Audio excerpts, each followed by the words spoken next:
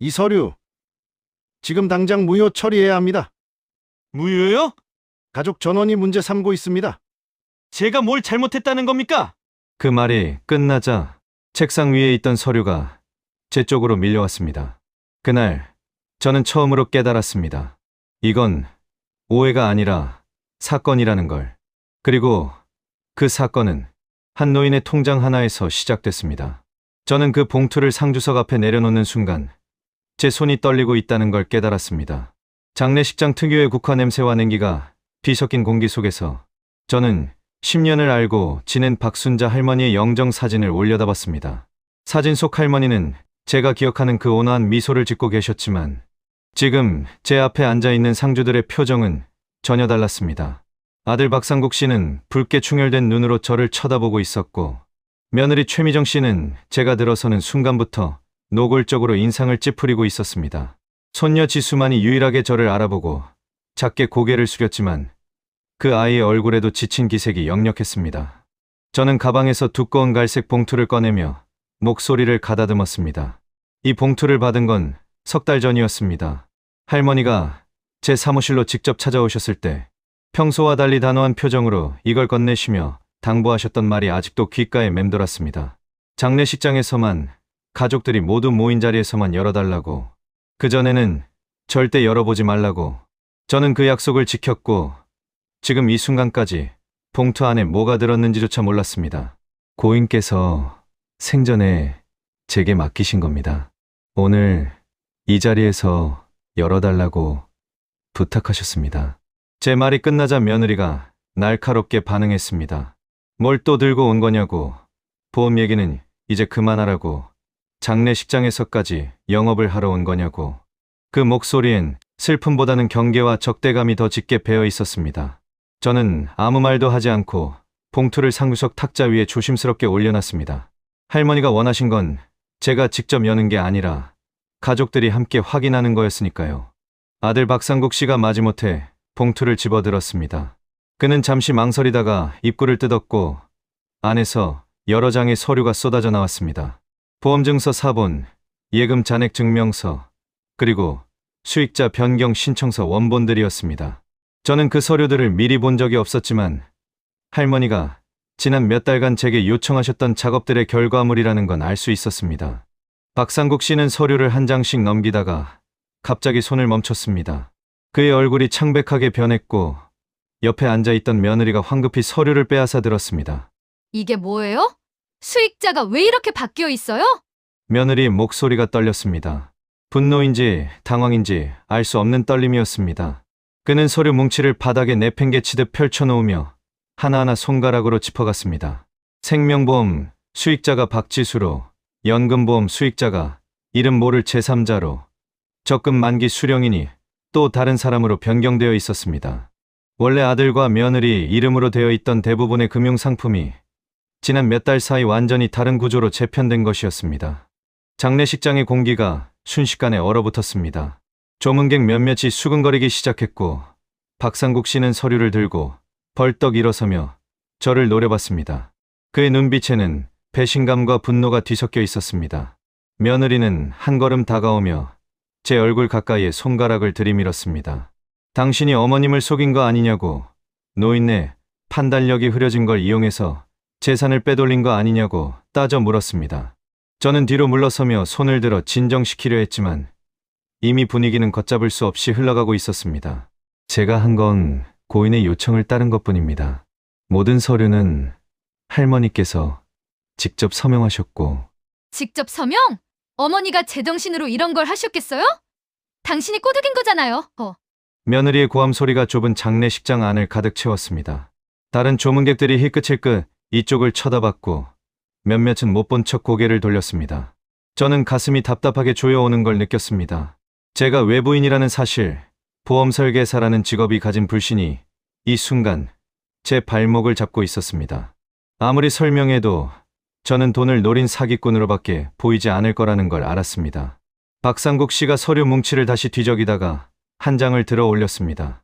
그 서류에는 유언집행 관련 조항이 적혀 있었고 제3의 수익 구조를 관리할 책임자로 제 이름이 명시되어 있었습니다. 할머니가 저를 신뢰해서 맡기신 역할이었지만 지금 이 상황에서 그건 오히려 결정적인 증거처럼 보였습니다.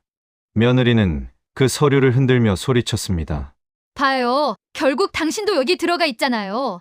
이게 사기가 아니면 뭐예요? 조문객들의 시선이 차갑게 식어가는 걸 느낄 수 있었습니다. 누군가 작게 혀를 찾고 또 다른 누군가는 한숨을 쉬었습니다. 저는 할머니의 영정을 다시 올려다봤습니다. 사진 속 할머니는 여전히 미소 짓고 계셨지만 저는 그 미소 뒤에 숨겨진 외로움과 결심을 이제야 조금씩 이해하기 시작했습니다. 할머니는 이 순간을 예상하셨던 걸까요? 이 봉투가 열리면 어떤 일이 벌어질지 아셨던 걸까요? 그리고 왜 저에게 이런 역할을 맡기신 걸까요? 상규석 앞은 점점 더 혼란스러워졌습니다. 박상국 씨는 서류를 구겨 쥐고 있었고 며느리는 계속해서 저를 비난했으며 몇몇 친척들도 하나둘 끼어들기 시작했습니다. 그 와중에 손녀 지수가 바닥에 떨어진 봉투를 주우며 뭔가를 발견한 듯 동작을 멈췄습니다. 아이는 봉투 안쪽 구석에 붙어 있던 작은 물건을 조심스럽게 떼어냈습니다. 그건 손톱만 한 USB 메모리였습니다. 지수가 그걸 들어 올리는 순간 저는 직감적으로 알았습니다. 할머니가 준비하신 건 이 서류들만이 아니었다는 것을, 이 봉투는 시작에 불과했다는 것을, 그리고 지금 이 장례식장에서 벌어지고 있는 모든 혼란과 분노는 할머니가 의도하신 무언가의 일부였을지도 모른다는 것을. 저는 숨을 깊이 들이마셨습니다. 10년 동안 할머니 곁에서 지켜본 시간들, 가족들의 차가운 시선, 그리고 지금 이 순간 제게 쏟아지는 비난들이 머릿속을 스쳐 지나갔습니다. 저는 외부인이었지만 동시에 할머니가 마지막으로 선택하신 증인이기도 했습니다. 그 무게가 어깨를 짓눌렀지만 저는 자리를 뜨지 않았습니다. 아직 할머니의 이야기는 끝나지 않았으니까요. 저는 박순자 할머니를 처음 만난 게 꼭 10년 전이었다는 걸 지금도 정확히 기억합니다. 그때 저는 보험회사에 입사한 지 1년밖에 안 된 신입 설계사였고 선배들이 맡기기 싫어하는 소액보험 고객 리스트를 떠안은 상태였습니다. 할머니는 그 리스트 맨 아래쪽에 있었습니다. 월 3만 원짜리 암보험 하나가 전부였던, 회사 입장에서는 관리할 가치도 없는 고객이었죠. 하지만 저는 그 리스트를 하나씩 방문하기로 마음먹었습니다. 실적 때문이 아니라 그냥 그게 제 일이라고 생각했으니까요. 할머니 댁은 낡은 다세대주택 2층에 있었습니다. 계단을 올라가는데 페인트가 벗겨진 벽과 삐걱거리는 나무 난간이 오래된 시간의 흔적을 그대로 드러내고 있었습니다. 초인종을 누르자 할머니가 문을 여셨는데 생각보다 훨씬 작고 마른 체구에 놀랐던 기억이 납니다. 할머니는 저를 경계하는 눈빛으로 보시다가 제가 보험회사 명함을 내밀자 그제야 안으로 들라고 하셨습니다. 좁은 거실에는 오래된 소파와 브라운관 TV가 있었고 벽에는 손주 사진 몇 장이 걸려 있었습니다. 처음 몇 번의 방문은 그냥 인사 나누는 수준이었습니다. 할머니는 저를 반기시는 것 같으면서도 어딘가 조심스러워 하셨고 저 역시 너무 깊이 들어가지 않으려고 했습니다. 보험 내용 확인하고 변경 사항이 있는지 묻고 건강은 어떠신지 여쭤보는 정도였죠. 그런데 세 번째 방문쯤부터 할머니가 조금씩 마음을 여시기 시작했습니다. 차 한잔하고 가라며 보리차를 내오시고 손주 이야기를 하시며 작게 웃으셨습니다. 저는 그게 좋았습니다. 실적과 상관없이 그냥 누군가의 이야기를 듣는 시간이 나쁘지 않았으니까요. 하지만 할머니 댁을 방문할 때마다 저는 묘한 불편함을 느꼈습니다. 아들 박상국 씨나 며느리 최미정 씨가 집에 있을 때면 그들은 제가 현관에 들어서는 순간부터 눈에 띄게 경계했습니다. 며느리는 대놓고 불편한 표정을 지으며 저를 거실 문 밖에 세워두곤 했습니다. 또 보험 팔러 왔냐는 식의 말투였고 어머님 돈 없으니까 괜히 찾아오지 말라는 뉘앙스가 역력했습니다. 아들 박상국 씨는 며느리보다는 조금 나았지만 그 역시 제게 호의적이지 않았습니다. 저를 볼 때마다 무언가 빼앗길까봐 노심초사하는 듯한 눈빛이었죠. 어느 날은 할머니와 상담하는 중에 며느리가 거실로 들어오며 대뜸 물었습니다. 또 뭘 팔려고 왔냐고. 어차피 어머니는 돈 없으니까 시간 낭비 말고 나가달라고. 저는 당황스러웠지만 최대한 차분하게 설명했습니다. 판매가 아니라 기존 보험 유지 관리 차원이고 혹시 보장 내용이 바뀐 게 있는지 확인하러 온 거라고. 하지만 며느리는 믿지 않았습니다. 그는 팔짱을 끼고 저를 위아래로 훑어보더니 보험 설계사들은 다 똑같다는 투로 한숨을 쉬었습니다. 할머니는 그 옆에서 아무 말도 하지 못하셨습니다. 그저 손을 꼭 쥐고 앉아 계셨죠. 그날 이후로 저는 가능하면 가족들이 없는 시간에 방문하려고 했습니다. 할머니도 그걸 원하시는 것 같았습니다. 전화로 약속을 잡을 때 며느리가 출근하고 난 오후 시간을 골라 말씀하셨고 저도 그 시간에 맞춰 찾아갔습니다. 그렇게 몇 년이 흘렀습니다. 할머니와 저는 보험 얘기보다는 일상적인 대화를 더 많이 나눴습니다. 날씨 이야기, 건강 이야기, 손주가 대학에 합격했다는 이야기, 요즘 물가가 너무 올랐다는 이야기. 저는 그 시간들이 싫지 않았습니다. 오히려 숫자와 계약서에 파묻혀 지내는 일상 속에서 할머니와의 대화는 제게 작은 쉼표 같은 거였으니까요. 하지만 할머니는 가끔 혼잣말처럼 중얼거리셨습니다. 나이 들면 쓸모 없어진다고, 자식들한테 짐만 되는 것 같다고, 돈이라도 있어야 눈치 안 보고 살 텐데 그것도 마음대로 안 된다고.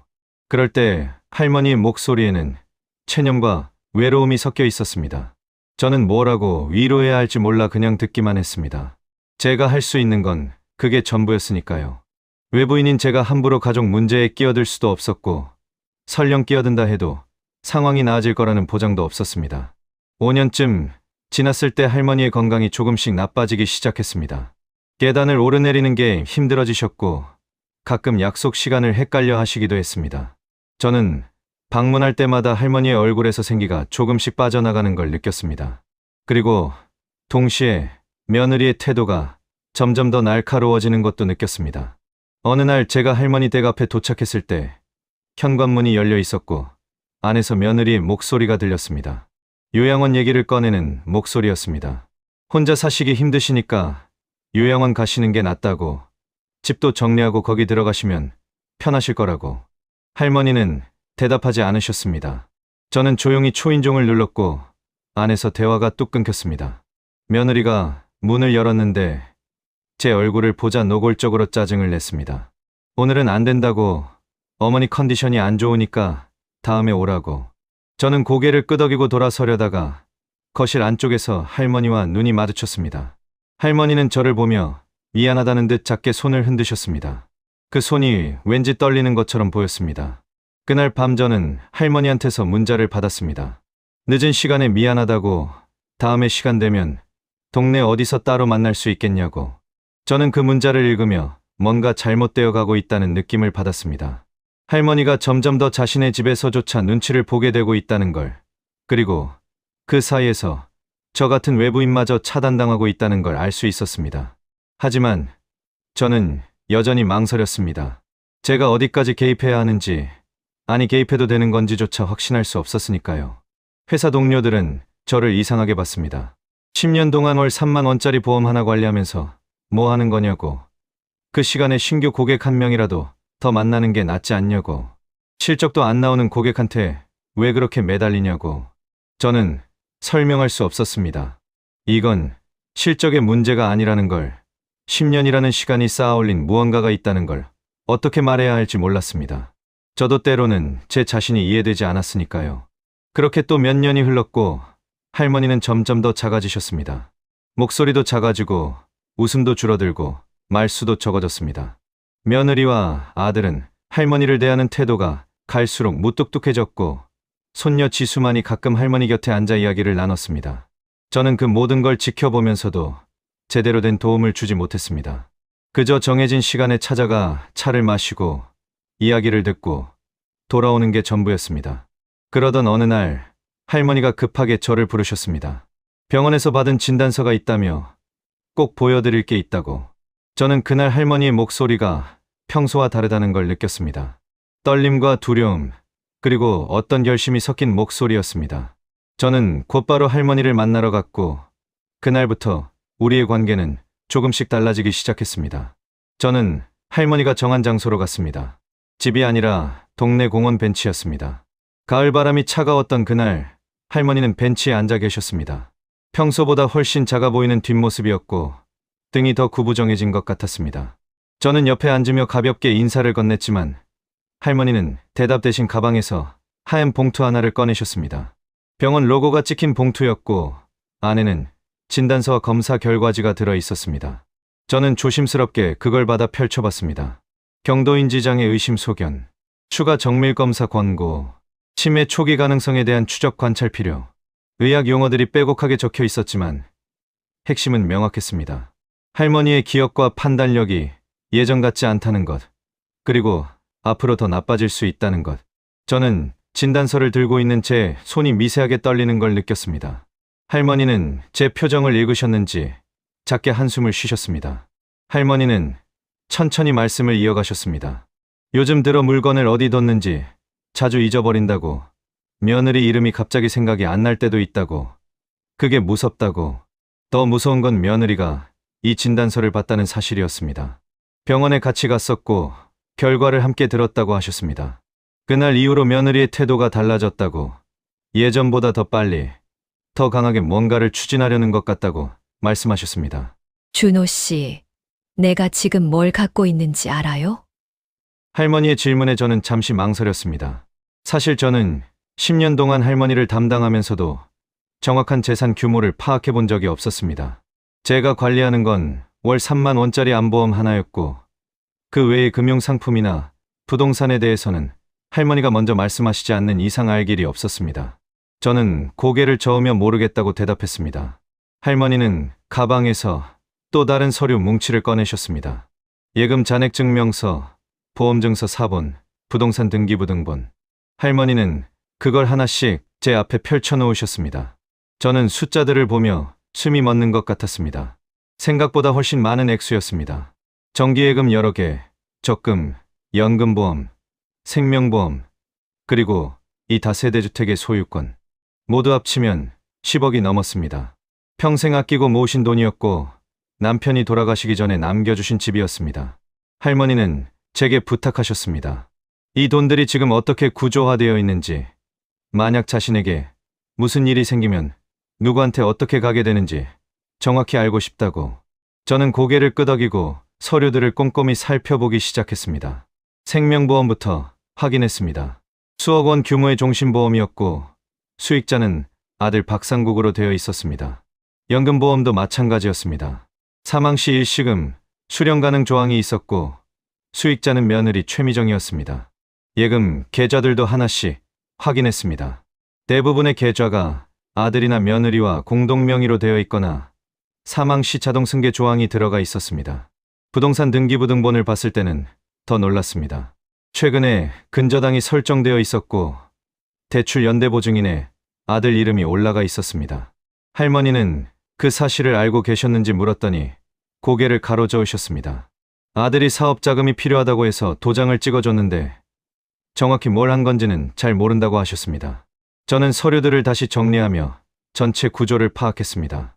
할머니가 돌아가시면 모든 금융자산과 부동산이 거의 자동으로 아들과 며느리에게 넘어가게 되어 있었습니다. 할머니 본인의 의사나 선택이 개입될 여지가 거의 없는 구조였습니다. 손주들 몫은 단 한 푼도 지정되어 있지 않았고 할머니가 생전에 쓸 수 있는 현금도 제한적이었습니다. 대부분의 통장이 며느리가 관리하고 있었고 할머니는 생활비 명목으로 받는 얼마만 쓸 수 있었습니다. 저는 할머니께 조심스럽게 설명했습니다. 지금 구조로는 할머니께서 돌아가시는 순간 모든 재산이 자동으로 아들과 며느리 계좌로 들어간다고, 유언장이 따로 없는 한 법적 상속 절차를 거치기도 전에 이미 수익자로 지정된 사람들에게 돈이 먼저 지급된다고, 손주들이나 다른 사람들에게 남기고 싶은 게 있다면 지금 이 구조를 바꾸지 않으면 방법이 없다고 말씀드렸습니다. 할머니는 한동안 아무 말씀도 하지 않으셨습니다. 공원 나뭇가지에서 낙엽이 바람에 떨어져 내렸고 멀리서 아이들이 뛰어노는 소리가 들렸습니다. 저는 할머니가 생각을 정리하실 시간을 드렸습니다. 이건 단순히 재산 문제가 아니라 가족 관계 전체를 건드리는 일이었으니까요. 잘못하면 돌이킬 수 없는 갈등을 만들 수도 있었습니다. 상국이가 나쁜 애는 아니에요. 할머니가 입을 여셨습니다. 목소리에 변명 같은 게 섞여 있었습니다. 사업이 잘 안 돼서 힘들어하고 며느리도 고생이 많고 둘 다 나름대로 열심히 산다고. 그런데 요즘 들어 자꾸 이상한 생각이 든다고 하셨습니다. 자식들이 자신을 보는 게 아니라 자신이 가진 걸 보는 것 같다고. 말을 할 때마다 돈 얘기가 나오고 집 얘기가 나오고 요양원 얘기가 나온다고. 손주들 얼굴은 보고 싶은데 집에 오라고 하기가 눈치 보인다고 말씀하셨습니다. 저는 할머니의 손을 바라봤습니다. 주름지고 핏줄이 도드라진 손이었습니다. 평생 무언가를 쥐고 모으고 지켜온 손이었을 겁니다.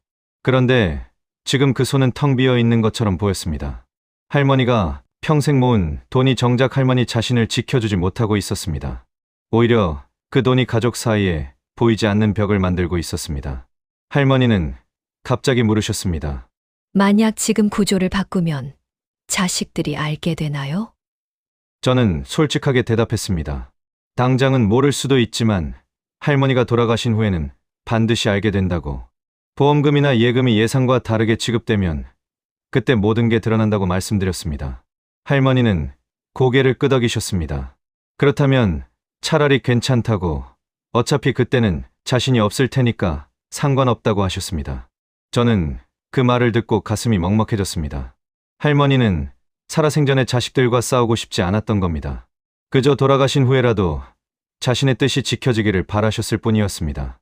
그게 할머니가 선택할 수 있는 유일한 방법이었습니다. 저는 할머니께 여쭤봤습니다.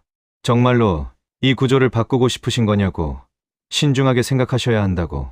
할머니는 잠시 망설이시다가 천천히 고개를 끄덕이셨습니다. 지수만큼은 지켜주고 싶어요. 그 아이는 착해요. 할머니의 목소리가 떨렸습니다. 손녀 지수 이야기를 할 때만큼은 할머니 얼굴에 온기가 돌았습니다. 지수는 할머니를 진심으로 챙기는 유일한 사람이라고, 그 아이만큼은 할머니가 뭔가를 남겨주고 싶다고 하셨습니다. 저는 그 말을 듣고 고개를 끄덕였습니다. 그렇다면 손녀분 이름으로 일부 수익자를 변경하는 방법이 있다고, 그 외에 할머니께서 신뢰하시는 분이 있다면 그분들 명의로도 분산할 수 있다고 설명했습니다. 할머니는 가방에서 작은 수첩을 꺼내 이름 2개를 적으셨습니다. 하나는 손녀 박지수, 다른 하나는 오랫동안 할머니를 돌봐준 동네 지인이었습니다. 저는 그 이름들을 받아 적으며 이제부터 할 일들을 머릿속으로 정리하기 시작했습니다. 수익자, 변경 신청서, 본인 확인 절차, 녹취와 기록 남기기. 모든 과정이 법적으로 문제없이 진행되어야 했고, 나중에 분쟁이 생겼을 때 할머니의 의사가 명확히 입증되어야 했습니다. 우리는 벤치에서 일어나 천천히 걸었습니다. 할머니는 제 팔을 가볍게 잡으시며 고맙다고 하셨습니다. 저는 아무 말도 하지 못했습니다. 고맙다는 말을 들을 만한 일을 하고 있는 건지, 아니면 한 가족의 균열을 더 키우는 일을 하고 있는 건지 확신할 수 없었습니다. 다만 한 가지는 분명했습니다. 할머니는 이제 더 이상 혼자가 아니었고, 저는 그 선택의 동반자가 되기로 한 것이었습니다. 집으로 돌아가는 길에 저는 진단서를 다시 떠올렸습니다. 경도인 지장의 의심. 할머니에게 남은 시간이 많지 않을지도 모른다는 생각이 들었습니다.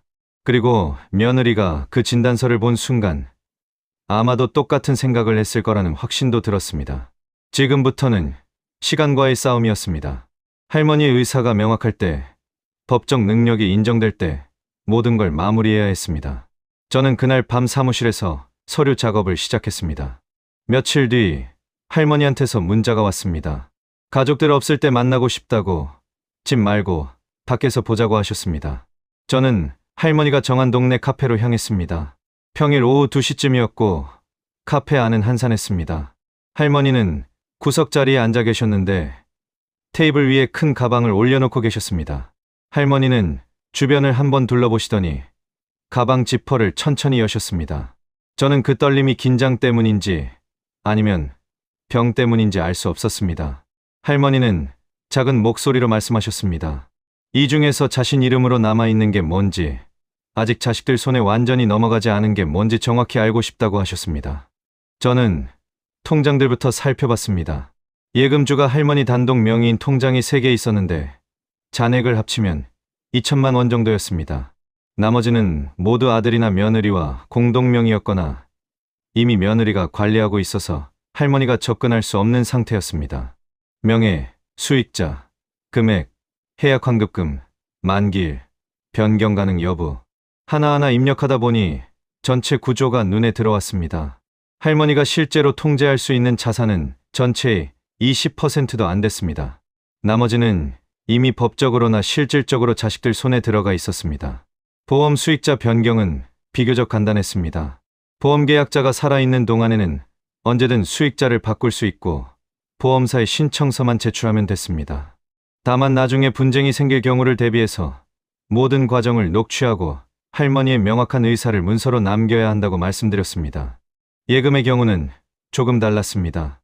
유언대용 신탁이나 사망 시 지급 조항을 활용할 수 있지만 절차가 복잡하고 은행마다 상품이 달랐습니다. 할머니는 제 설명을 듣고 계셨지만 중간중간 질문을 하셨습니다. 이걸 바꾸면 상국이가 알게 되냐고, 며느리가 화내지 않겠냐고. 저는 정직하게 대답했습니다. 당장은 모를 수 있지만 할머니가 돌아가신 후 보험금 청구를 할 때 수익자가 바뀐 걸 알게 된다고. 그때 가족들이 반발할 가능성이 높고 심하면 법적 다툼까지 갈 수도 있다고 말씀드렸습니다. 그래서 더더욱 지금 모든 절차를 완벽하게 남겨야 한다고, 할머니의 정신 능력이 온전할 때 명확한 의사를 기록해야 한다고 강조했습니다. 할머니는 한참을 고민하셨습니다. 커피잔을 들었다 내려놓으셨다 반복하셨습니다. 창밖을 보시는 할머니의 옆 얼굴에는 여러 감정이 교차하고 있었습니다. 자식에 대한 미안함, 손주에 대한 애틋함, 그리고 자신의 삶을 스스로 결정하고 싶다는 의지. 저는 재촉하지 않았습니다. 이건 할머니가 직접 선택해야 하는 일이었고 제가 대신 결정해 줄 수 있는 문제가 아니었습니다. 지수 이름으로 해주세요. 큰 금액은 안 돼도 작은 거라도요. 할머니가 입을 여셨습니다. 목소리는 작았지만 단호했습니다. 손녀 지수한테 생명보험 하나와 적금 하나를 남기고 싶다고, 그 아이가 결혼하거나 힘들 때 쓸 수 있게 해주고 싶다고 하셨습니다. 그리고 수첩에서 이름 하나를 더 적어주셨습니다. 동네 반찬 가게 주인 김순희 씨였습니다. 며느리가 챙겨주지 않을 때 반찬을 갖다 주고 병원 갈 때 같이 가주고 그냥 말벗이 되어준 분이라고 하셨습니다. 그분한테도 작은 금액이라도 남기고 싶다고 말씀하셨습니다. 저는 노트북의 구조를 다시 짜기 시작했습니다. 수익자, 미지정이었던 암보험 3천만 원짜리를 손녀 박지수로 변경하고 작은 종신보험 2천만 원을 김순희 씨로 변경하는 안을 만들었습니다.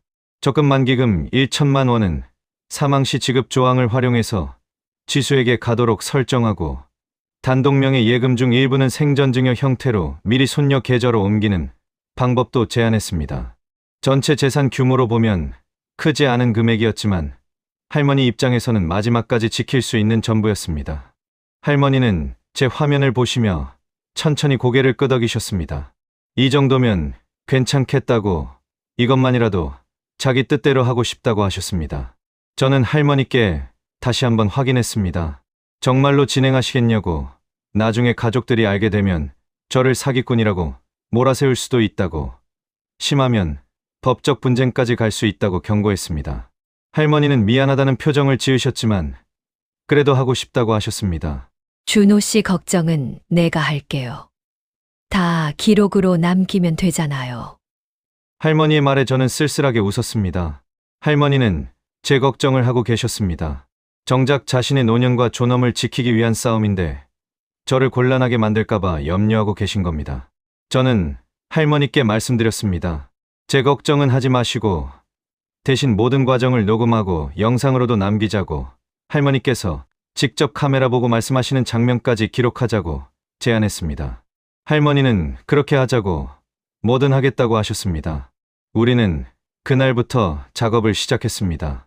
먼저 보험사 앱을 통해 수익자 변경 신청을 진행했습니다. 할머니 핸드폰으로 본인 인증을 하고 변경할 수익자 정보를 입력하고 전자서명을 받았습니다. 저는 그 과정 전체를 제 핸드폰으로 녹화했습니다. 할머니가 직접 화면을 터치하고 서명하고 확인하는 모습까지 모두 담았습니다. 그리고 녹음기를 켜고 할머니께 질문했습니다. 왜 수익자를 변경하시는지, 누구의 강요나 권유 없이 본인 의사로 하시는 건지, 변경 내용을 정확히 이해하고 계신지. 할머니는 또박또박 대답하셨습니다. 본인이 원해서 하는 거라고, 손녀와 은혜 입은 분들에게 감사의 마음을 남기고 싶어서라고, 아무도 저를 시키거나 속인 적 없다고 명확하게 말씀하셨습니다. 저는 그 목소리를 들으며 안도했습니다. 할머니의 의식은 또렷했고 판단력도 흐려지지 않았습니다. 이 기록들이 나중에 할머니를 지켜줄 거라고 믿었습니다. 하지만 모든 작업을 끝내고 카페를 나서는데 불안감이 밀려왔습니다. 저는 이제 단순한 보험 설계사가 아니었습니다. 한 가족의 재산 구조를 바꾸는 일에 직접 개입한 사람이 됐고, 나중에 분쟁이 생기면 그 한가운데 서게 될 사람이었습니다. 회사 동료들이 알면 뭐라고 할지, 상사가 알면 어떻게 반응할지 상상이 됐습니다. 쓸데없는 일에 끼어들었다고 나중에 고소당하면 책임질 거냐고 할 게 뻔했습니다. 할머니는 헤어지기 전에 제 손을 잡으셨습니다. 고맙다고, 미안하다고, 준호 씨가 아니었으면 이런 용기 못 냈을 거라고 하셨습니다. 저는 아무 말도 못했습니다. 고맙다는 말을 들을 자격이 있는지 확신할 수 없었습니다. 다만 한 가지는 분명했습니다. 이제 되돌릴 수 없다는 것. 그리고 할머니가 돌아가시는 날, 이 모든 게 폭발할 거라는 것. 저는 집으로 돌아오는 길에 녹음 파일과 영상 파일을 클라우드에 백업했습니다. 그리고 할머니께 드릴 USB를 하나 준비했습니다. 나중에 필요할 때를 대비해서 모든 기록을 물리적으로도 남겨두기로 했습니다. 제 노트에는 오늘 날짜와 진행 내용이 빼곡하게 적혔습니다. 언젠가 누군가 이 노트를 보게 될지도 모른다는 생각이 들었습니다. 그날 밤 저는 잠을 이루지 못했습니다. 할머니의 떨리는 손, 작은 목소리, 그리고 단호했던 표정이 계속 떠올랐습니다. 저는 옳은 일을 하고 있는 걸까요? 아니면 한 가족을 돌이킬 수 없는 파국으로 몰아가고 있는 걸까요? 답은 알 수 없었습니다. 다만 한 가지는 확실했습니다. 할머니는 생애 처음으로 자신의 뜻을 관철시키고 있었고, 저는 그 선택을 지켜보는 유일한 증인이 되었다는 것. 수익자, 변경 작업이 거의 마무리될 즈음, 저는 할머니한테서 급한 전화를 받았습니다. 전화기 너머로 들리는 할머니 목소리는 평소와 달랐습니다. 떨리고, 작고, 불안에 젖어 있었습니다. 며느리가 도장을 가져갔다고, 통장도 다 가져갔다고, 이제 자기 손에 남은 게 하나도 없다고 하셨습니다. 저는 당장 만나자고 했지만 할머니는 밖에 나갈 수가 없다고 하셨습니다. 며느리가 집에 있고 혼자 나가려고 하면 어디 가냐고 묻는다고 하셨습니다. 저는 그럼 제가 찾아가겠다고 했지만 할머니는 그것도 안 된다고 하셨습니다. 며느리가 저를 못 오게 할 거라고, 문 앞에서 돌려보낼 거라고 말씀하셨습니다. 저는 전화를 끊고 한참을 생각했습니다. 뭔가 급격하게 틀어지고 있다는 느낌이었습니다.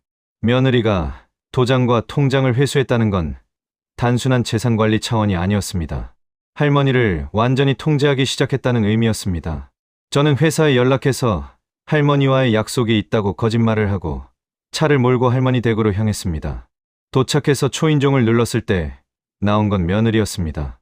최미정 씨는 문을 반쯤만 열고 저를 내려다봤습니다. 표정은 차갑고 경계심으로 가득했습니다.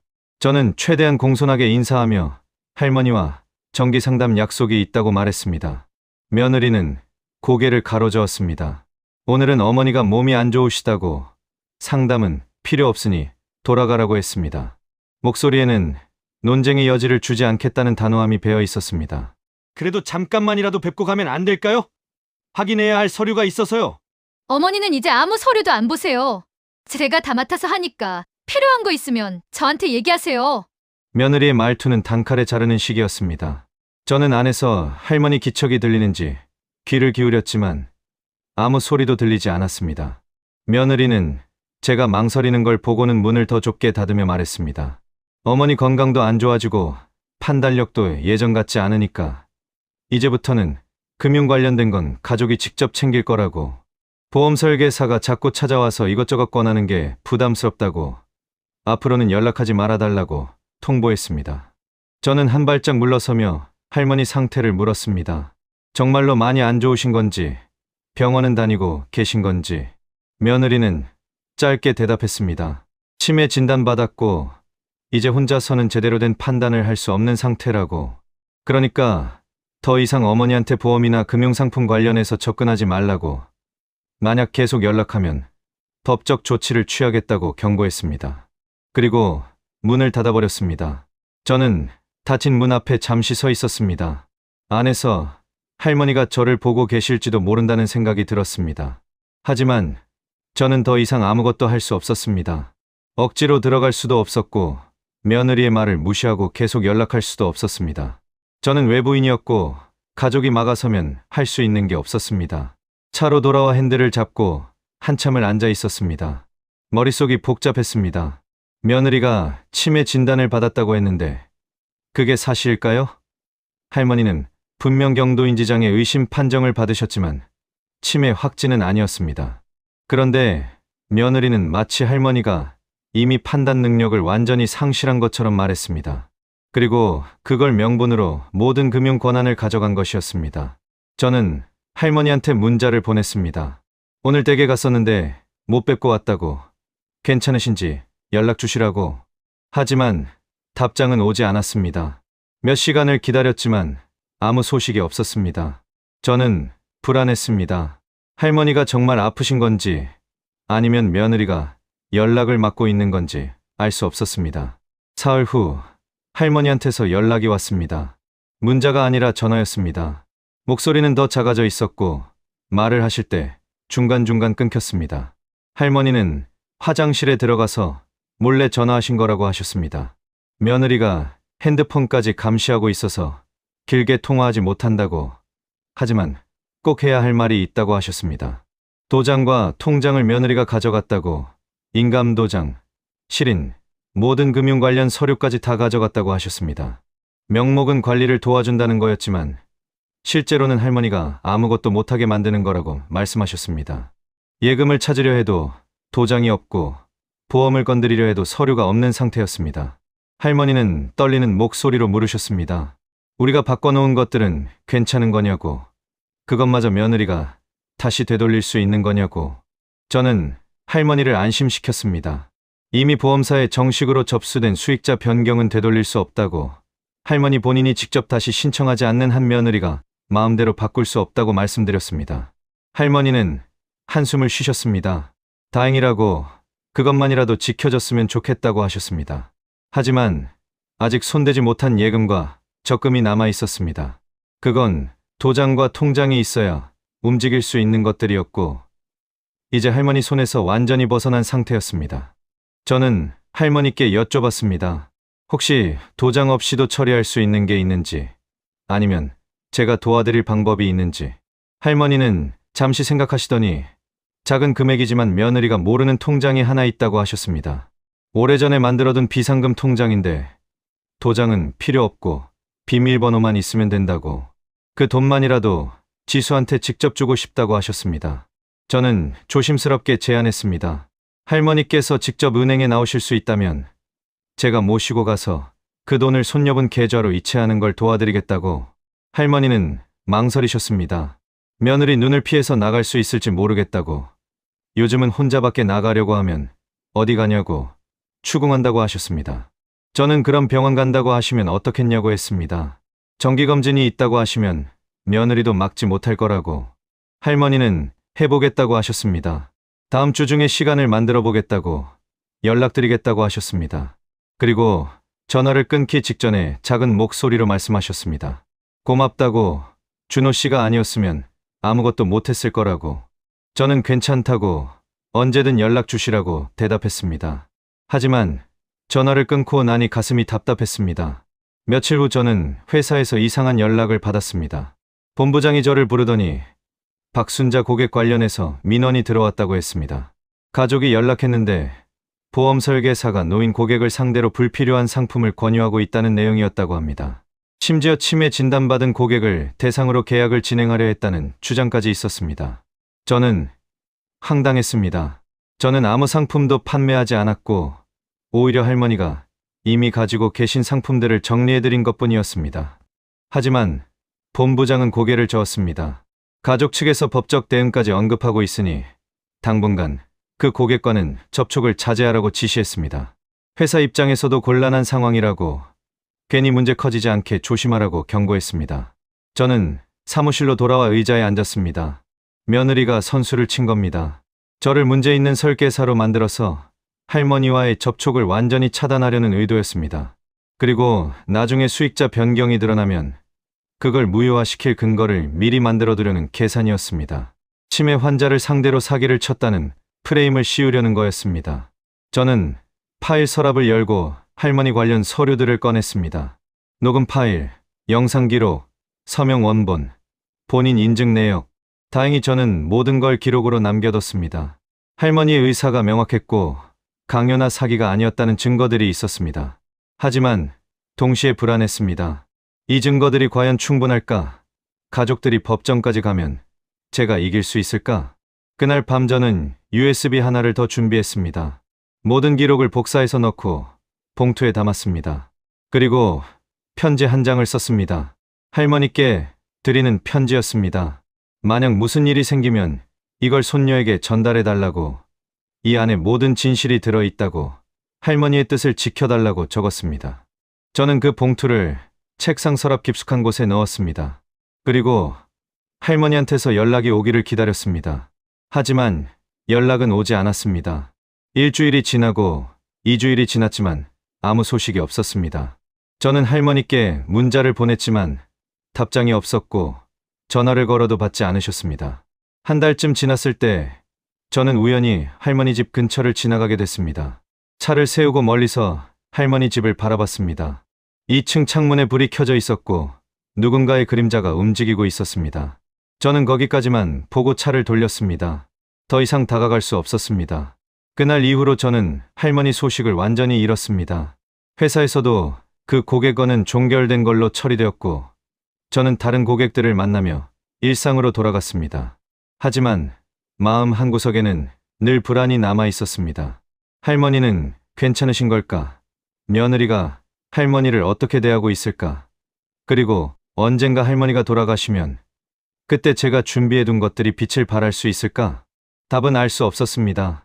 저는 그저 기다릴 수밖에 없었습니다. 할머니가 남기신 뜻이 언젠가 세상에 드러나는 날을, 그리고 그때 제가 증인으로서 해야 할 역할을 다할 수 있기를 바라면서.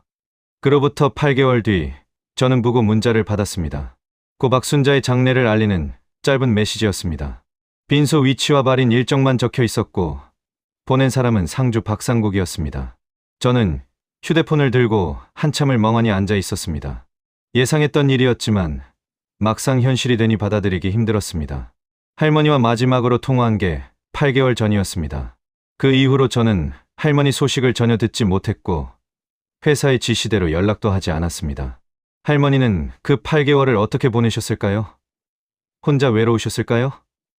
제가 옆에 없어서 힘드셨을까요? 저는 책상 서랍을 열고 그날 준비해뒀던 갈색 봉투를 꺼냈습니다. 묵직한 무게가 손에 느껴졌습니다.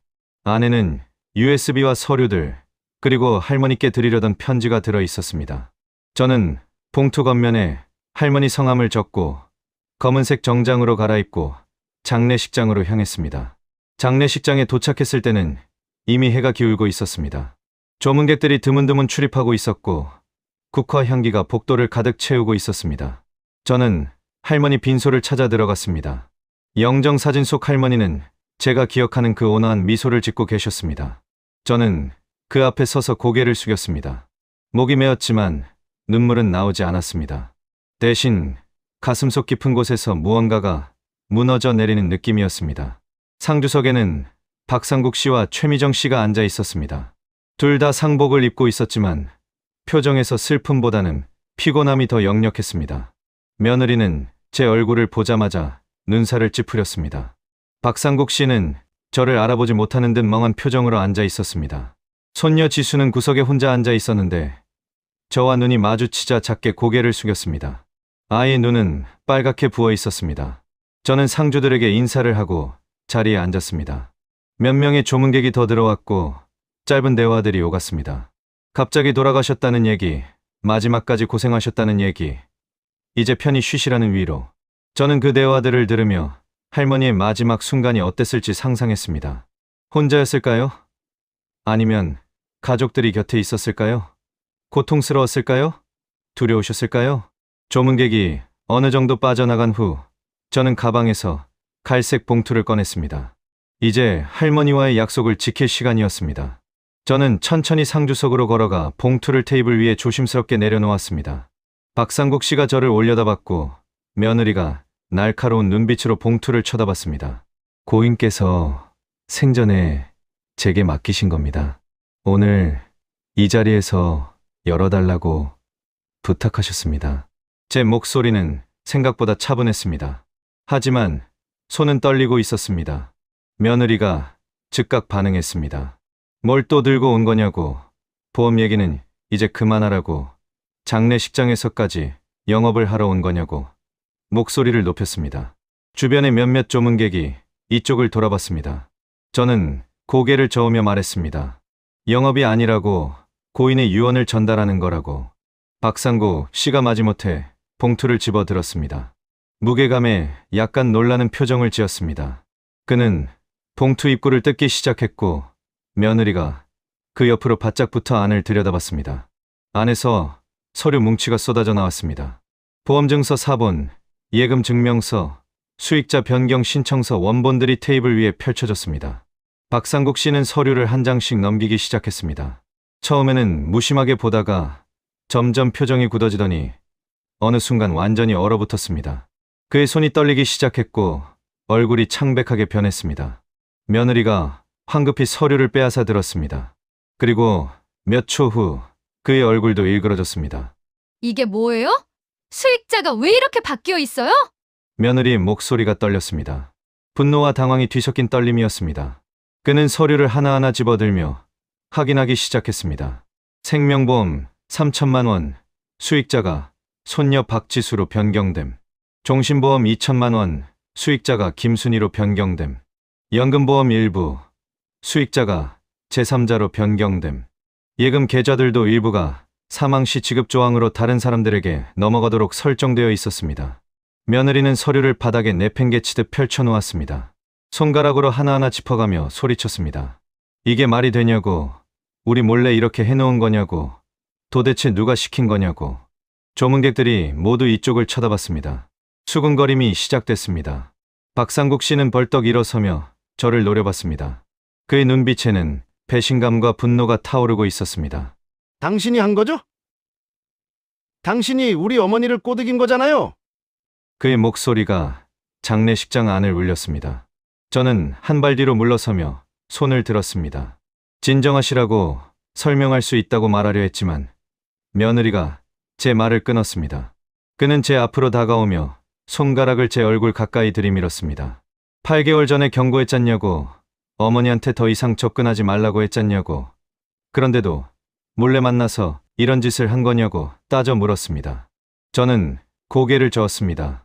8개월 전 이전에 이미 다 끝난 일이라고, 할머니께서 직접 원하셔서 한 거라고, 저는 단지 절차를 도와드린 것뿐이라고 설명하려 했습니다. 하지만 제 목소리는 둘의 고함에 묻혔습니다. 며느리는 서류 뭉치를 집어들며 조문객들에게 보여줬습니다. 봐요. 이 사람이 우리 어머니를 속인 거예요. 치매 환자를 상대로 사기를 친 거라고 외쳤습니다. 조문객들의 시선이 싸늘하게 식어갔습니다. 누군가는 혀를 찾고 누군가는 고개를 저었습니다. 보험 설계사가 노인을 대상으로 사기를 쳤다는 프레임이 순식간에 만들어졌습니다.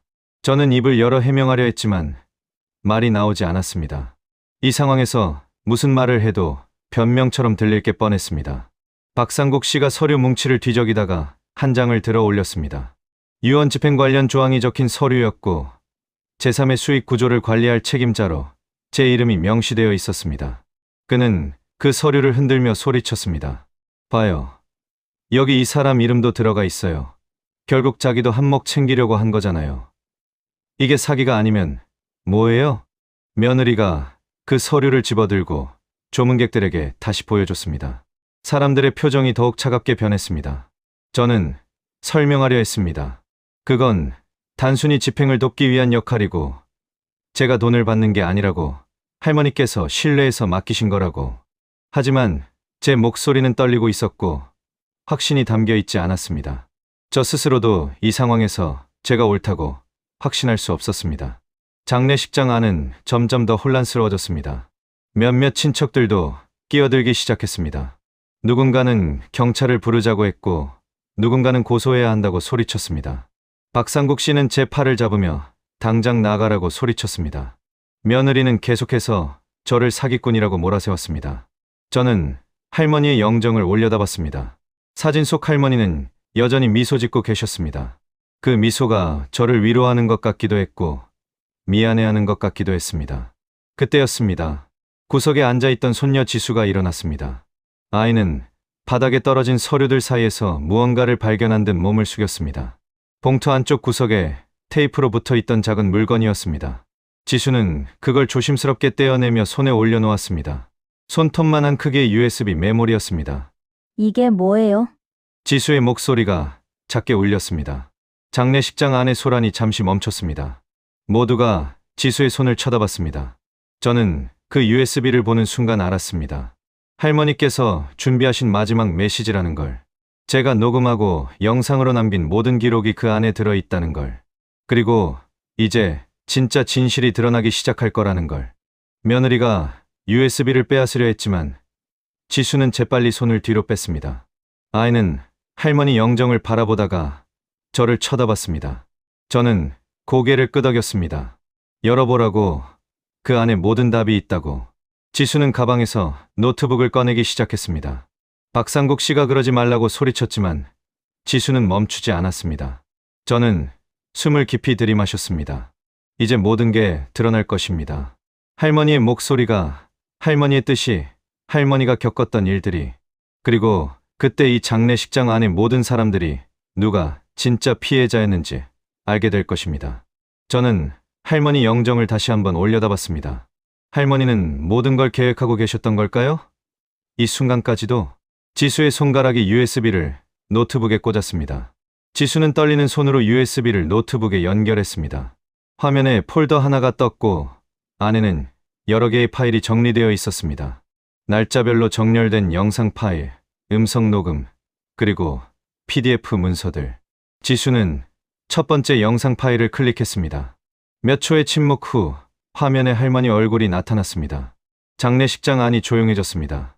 조문객들이 하나둘 노트북 화면 쪽으로 고개를 돌렸고 박상국 씨와 며느리도 말을 멈췄습니다.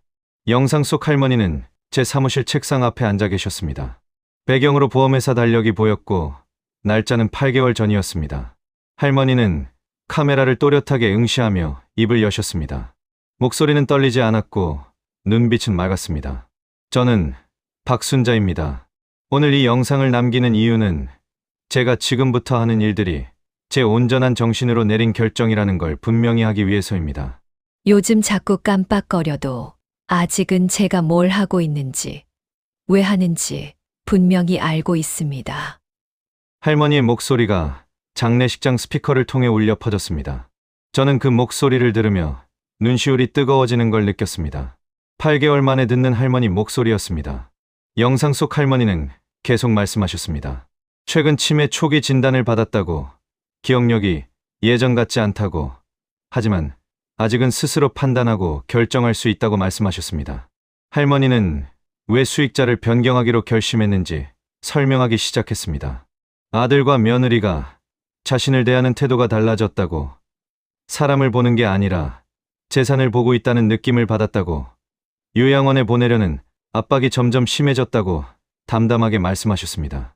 이제는 나를 보는 게 아니라 내가 가진 걸 먼저 세는 것 같아요.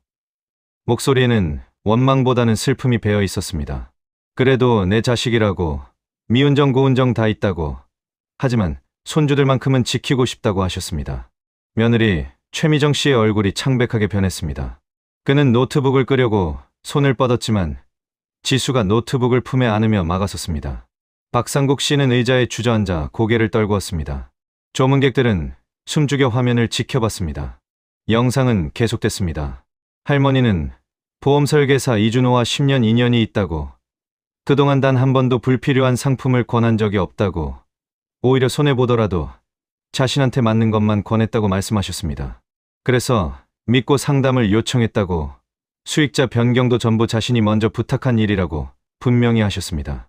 누구의 강요도 속임도 없었다고 여러 번 강조하셨습니다. 보험이란 게 다 좋은 건 아니지만 이 사람은 나한테 필요 없는 건 한 번도 권한 적이 없었습니다. 그래서 제가 먼저 부탁했습니다. 내 마지막 걸 어디에 남길지 같이 정해달라고요. 할머니는 카메라를 향해 손주들 이름을 하나씩 불렀습니다. 특히 손녀 지수를 오래 챙겨주었다고, 그 아이만큼은 할머니가 뭔가 남겨주고 싶다고, 그 돈으로 좋은 일에 쓰면 좋겠다고 말씀하셨습니다. 지수는 화면을 보며 눈물을 흘리기 시작했습니다. 아이의 어깨가 작게 떨렸습니다. 첫 번째 영상이 끝나고 두 번째 파일이 자동으로 재생됐습니다. 이번에는 실제 상담 과정을 녹화한 영상이었습니다. 제가 할머니께 서류를 하나씩 설명하는 장면이었습니다. 화면, 속전은 수익자 변경의 의미와 법적 효과, 그리고 위험성까지 상세하게 설명하고 있었습니다.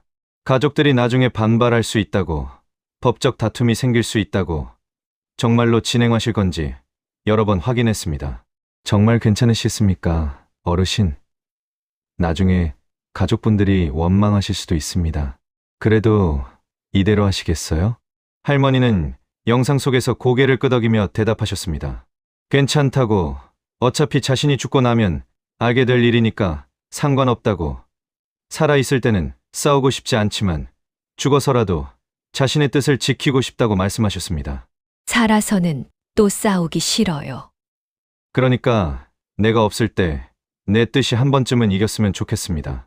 저는 화면 속 할머니의 표정을 보며 다시 한번 가슴이 먹먹해졌습니다. 그 단호함 뒤에 숨겨진 외로움이 느껴졌습니다. 세 번째 파일은 음성 녹음이었습니다. 보험, 수익자, 변경 신청을 하는 과정이 고스란히 담겨 있었습니다. 제 목소리가 들렸습니다. 할머니께 본인 확인 질문을 하나씩 던지는 목소리였습니다. 성함이 어떻게 되시는지, 주민등록번호가 어떻게 되는지, 지금 하시는 일이 무엇인지 정확히 이해하고 계신지. 할머니는 또박또박 대답하셨습니다. 목소리는 맑았고 대답은 정확했습니다. 치매 환자의 목소리가 아니었습니다. 녹음이 진행되면서 할머니와 제가 나눈 대화 내용도 들렸습니다. 제가 물었습니다. 정말로 아들분과 며느리분 몫을 줄이는 게 맞으신지, 나중에 관계가 나빠질 수 있다고. 할머니가 대답하셨습니다. 이미 관계는 나빠졌다고, 자신은 이제 그들한테 짐일 뿐이라고, 차라리 의미 있는 곳에 돈이 쓰이길 바란다고. 그 말을 듣는 며느리의 얼굴이 일그러졌습니다. 네 번째 파일이 재생됐습니다. 이번에는 할머니가 혼자 카메라를 보며 말씀하시는 영상이었습니다. 촬영 날짜는 제가 마지막으로 할머니를 뵌 날로부터 며칠 후였습니다. 할머니는 말씀하셨습니다. 며느리가 도장과 통장을 모두 가져갔다고, 이제 자신 손에 남은 게 거의 없다고, 하지만 준호 씨 덕분에 가장 중요한 것들은 지킬 수 있었다고, 감사하다고 말씀하셨습니다. 도장도 통장도 다 가져가 버렸습니다. 그래도 제 마음까지 가져갈 수는 없잖아요.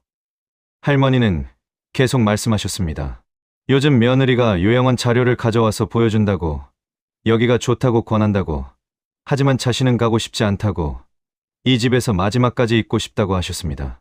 목소리가 떨리기 시작했습니다.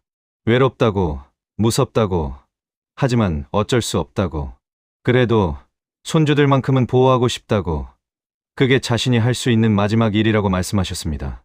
장례식장은 완전히 조용해졌습니다. 조문객들 중 몇몇이 손수건을 꺼내 눈가를 닦았습니다. 박상국 씨는 두 손으로 얼굴을 감싸고 고개를 떨궜습니다. 어깨가 떨리고 있었습니다. 며느리는 창백한 얼굴로 서 있었지만 입술을 꽉 깨물고 있었습니다. 변명도 반박도 하지 못했습니다. 마지막 파일이 재생됐습니다. 할머니가 서류에 직접 서명하는 장면이었습니다. 수익자, 변경 신청서 여러 장에 할머니의 손이 또박또박 이름을 적어 내려갔습니다. 손은 떨렸지만 서명은 정확했습니다. 그리고 서명을 마친 후 할머니가 카메라를 보며 말씀하셨습니다.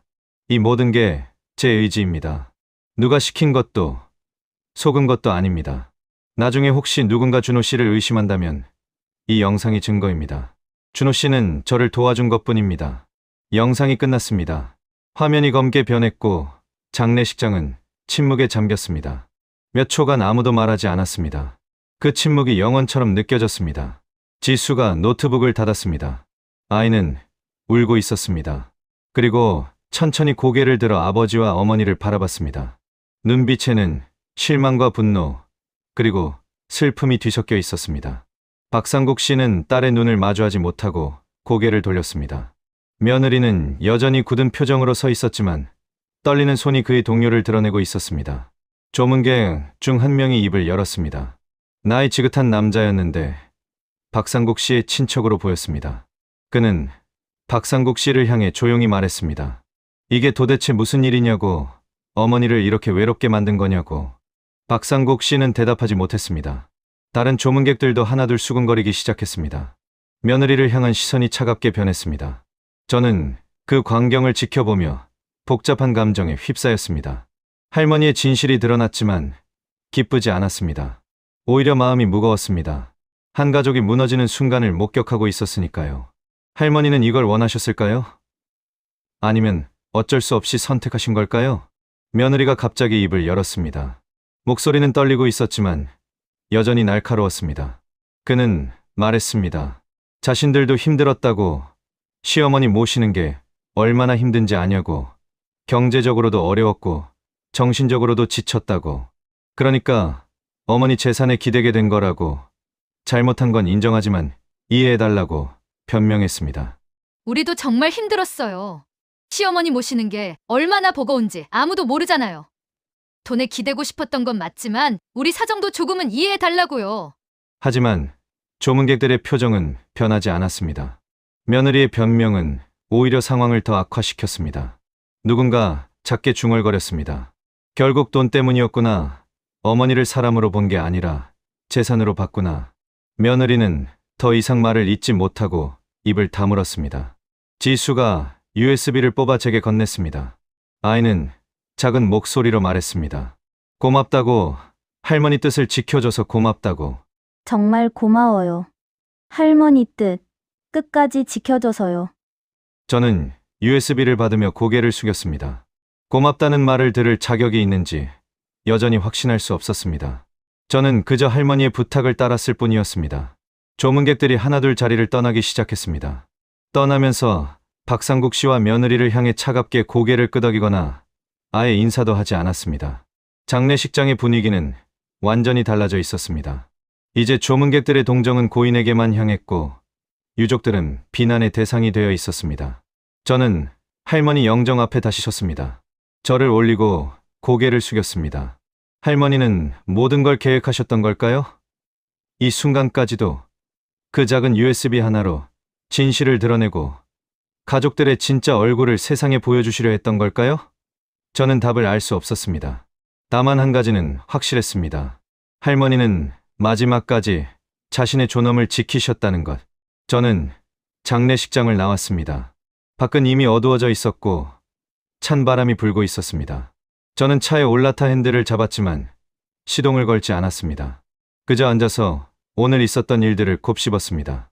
할머니의 목소리, 지수의 눈물, 박상국 씨의 침묵, 며느리의 변명, 모든 것이 머릿속을 맴돌았습니다. 이제 남은 일은 할머니의 유언을 실제로 집행하는 것이었습니다.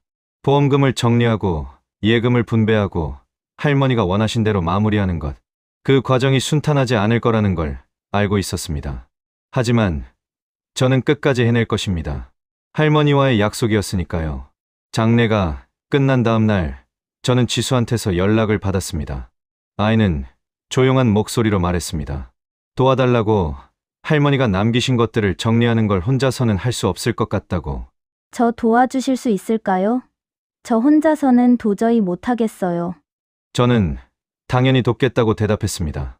우리는 이틀 후 만나기로 약속했습니다. 지수는 부모님 몰래 나올 거라고, 집안 분위기가 너무 안 좋아서 숨이 막힐 것 같다고 했습니다. 전화를 끊고 나서 저는 할머니 관련 서류들을 다시 한번 정리하기 시작했습니다.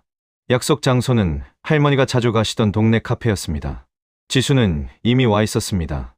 아이는 훨씬 야위어 보였고 눈 밑에 다크서클이 짙게 드리워져 있었습니다. 저는 따뜻한 차를 주문하고 지수 맞은편에 앉았습니다. 아이는 가방에서 서류 봉투를 꺼내며 말했습니다.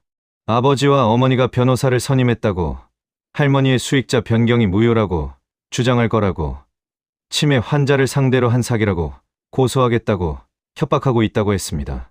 저는 예상했던 일이라고 말했습니다. 하지만 걱정하지 않아도 된다고, 우리한테는 충분한 증거가 있다고 안심시켰습니다. 영상 기록, 음성 녹취, 할머니의 자필 서명, 본인 인증 내역, 모든 게 법적으로 유효한 증거들이었습니다. 게다가 수익자 변경은 할머니가 치매 확진을 받기 전에 이뤄진 일이었고 당시 할머니의 정신 능력은 온전했습니다. 지수는 고개를 끄덕이며 물었습니다. 그럼 이제 어떻게 해야 하냐고. 저는 노트북을 꺼내 단계별로 설명하기 시작했습니다. 먼저 보험사들의 사망 신고를 하고 보험금 청구를 진행해야 한다고, 수익자로 지정된 사람들이 각자 청구를 해야 한다고 말했습니다. 지수는 본인 몫과 김순희 씨 몫, 그리고 다른 수익자들 연락처를 적어주었습니다. 저는 그 정보를 받아 하나씩 연락을 시작했습니다. 보험사 업무는 생각보다 순조롭게 진행됐습니다. 수익자 변경이 이미 몇 달 전에 완료된 상태였고 모든 서류가 갖춰져 있었습니다.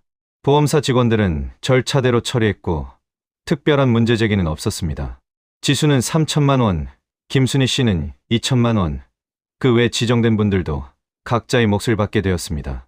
전체 보험금의 약 30% 정도가 할머니가 원하신 대로 분배되었습니다. 문제는 박상국 씨와 며느리였습니다. 그들은 보험금 지급 통지를 받고 즉시 보험사에 항의했습니다. 수익자 변경이 부당하다고, 치매 환자를 속인 사기라고 주장했습니다. 보험사는 그들의 주장을 검토했지만 할머니가 남긴 영상과 녹취, 그리고 의료 기록을 확인한 후 문제없다고 결론 내렸습니다. 수익자 변경 당시 할머니는 법적 능력이 충분했고 강요나 사기의 증거가 없었습니다. 박상국 씨는 변호사를 통해 저를 고소하겠다고 통보해왔습니다. 사기, 배임, 업무상 배임 등 여러 혐의를 나열했습니다. 저는 회사 법무팀과 상담했고 그들은 걱정하지 말라고 했습니다. 오히려 무고죄로 맞고소할 수도 있다고, 우리 쪽 증거가 훨씬 명확하다고 말했습니다. 하지만 법적 분쟁은 시간이 걸리는 일이었고 저는 그 과정이 결코 편하지 않을 거라는 걸 알고 있었습니다. 한 달쯤 지났을 때 박상국 씨 측 변호사한테서 연락이 왔습니다. 합의를 제안하는 내용이었습니다. 고소를 취하하는 대신 보험금 일부를 돌려달라는 요구였습니다. 저는 지수와 상의했고 지수는 단호하게 거절했습니다. 할머니 뜻을 지키는 게 더 중요하다고, 돈 때문에 굽히고 싶지 않다고 말했습니다. 저도 같은 생각이었습니다. 우리는 합의 제안을 거부했습니다. 그 과정에서 김순희 씨를 만났습니다. 할머니 오랜 친구였던 그분은 보험금을 받고도 믿기지 않는다는 표정이었습니다. 자신 같은 사람한테 이런 큰 돈을 남겨주신 할머니가 고맙다고, 평생 잊지 못할 거라고 눈물을 흘렸습니다. 그분은 그 돈으로 동네 독거노인들을 위한 반찬 나눔을 더 크게 할 거라고 했습니다. 할머니께서 좋아하실 일이라고 생각한다고 말씀하셨습니다. 2달째 되던 날 검찰에서 연락이 왔습니다. 박상국 씨의 고소건을 검토한 결과 혐의 없음으로 결론 내렸다고 통보했습니다. 할머니의 의사가 명확했고 절차상 하자가 없었으며 사기나 강요의 증거가 전혀 발견되지 않았다는 이유였습니다. 오히려 검사는 유족들의 행동이 더 문제라고, 노인 학대 소지가 있어 보인다고 언급했습니다. 저는 그 통보를 받고 한숨을 쉬었습니다. 안도감보다는 허탈함이 더 컸습니다. 법적으로는 이겼지만 한 가족이 완전히 무너진 걸 목격해야 했습니다. 박상국 씨는 친척들과 지인들 사이에서 평판이 완전히 추락했고 며느리는 동네에서 손가락질을 받게 되었습니다. 지수는 부모와의 관계가 회복 불가능할 정도로 악화되었다고 했습니다. 3달째 되던 날 지수가 저를 다시 찾아왔습니다. 아이는 말했습니다. 할머니가 남긴 돈으로 독립하기로 했다고, 부모님 집을 나와서 혼자 살 거라고, 그리고 남은 돈은 할머니 이름으로 장학금을 만들고 싶다고, 할머니처럼 힘든 노인들을 돕는 데 쓰고 싶다고 했습니다. 할머니 이름으로 다른 어르신들도 도와주고 싶어요. 그래야 할머니가 덜 외로우실 것 같아요. 저는 그 말을 듣고 조용히 고개를 끄덕였습니다. 할머니께서 가장 기뻐하실 선택이라고 생각했습니다. 지수는 제게 물었습니다. 할머니가 이 모든 걸 예상하셨을 것 같냐고. 할머니 이런 결과까지 다 알고 계셨던 걸까요? 저는 잠시 생각하다가 대답했습니다. 아마도 예상하셨을 거라고, 하지만 그럼에도 불구하고 자신의 뜻을 관철하기로 결심하신 거라고. 할머니는 평생 참고 살아오셨지만 마지막만큼은 자신의 방식대로 마무리하고 싶으셨던 거라고 말했습니다. 그날 밤 저는 사무실에 혼자 앉아 노트를 펼쳤습니다. 할머니와의 10년을 기록해두었던 노트였습니다. 첫 만남부터 마지막 통화까지 모든 순간이 그 안에 적혀 있었습니다. 저는 마지막 페이지에 오늘 날짜를 적고 펜을 들었습니다. 할머니는 평범한 노인이었습니다. 특별한 재산도 높은 지위도 없었습니다. 그저 평생 아끼고 모으며 자식을 키우고 살아온 평범한 어머니였습니다. 하지만 마지막 순간 할머니는 자신의 존엄을 지키기로 선택하셨습니다. 가족들의 눈치를 보며 사는 대신 자신의 뜻을 분명히 하기로 결심하셨습니다. 그 선택은 쉽지 않았을 겁니다. 자식과의 관계가 멀어질 걸 알면서도 죽은 후에 가족들이 싸울 걸 예상하면서도 할머니는 물러서지 않으셨습니다. 왜냐하면 그게 할머니가 할 수 있는 마지막 자기결정이었으니까요. 마지막 존엄이었으니까요. 저는 그 과정에서 많은 걸 배웠습니다. 노년이 단순히 보호받아야 할 약자의 시기가 아니라 여전히 자신의 삶을 결정할 권리가 있는 시기라는 것을, 가족이라는 이름으로 행해지는 통제와 착취가 얼마나 은밀하고 파괴적인지, 그리고 때로는 외부인이 할 수 있는 가장 큰 도움이 그저 곁에서 지켜보고 증언하는 것일 수도 있다는 걸. 며칠 후 저는 할머니 산소를 찾아갔습니다. 지수가 위치를 알려줬습니다.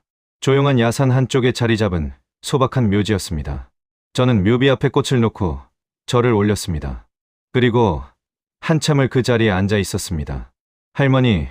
할머니의 뜻은 지켜졌습니다. 법적으로도 실질적으로도요. 지수는 할머니가 남긴 돈으로 새 인생을 시작했고, 김순희 씨는 더 많은 어르신들을 돕고 있습니다. 할머니의 이름으로 만들어질 장학금은 앞으로 수많은 사람들에게 희망이 될 겁니다. 하지만 할머니, 한 가지는 여전히 답을 모르겠습니다.